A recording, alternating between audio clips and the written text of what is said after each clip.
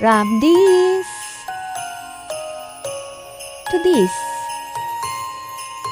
Eto na nga, nag-DIY na kami ng mag-asawa dahil tinaray lang namin ito kung bibili kami ng Christmas tree at napakamahal pa.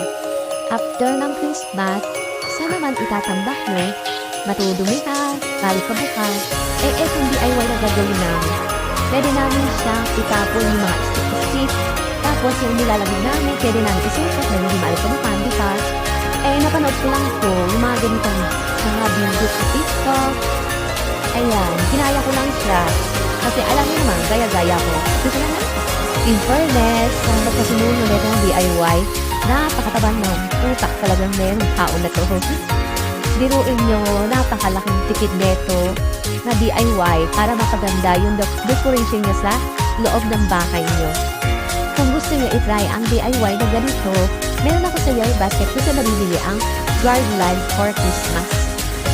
Mura na siya tapos mahaba pa siya. Kung ako sa'yo, mag-DIY ka na tapos check out mo na.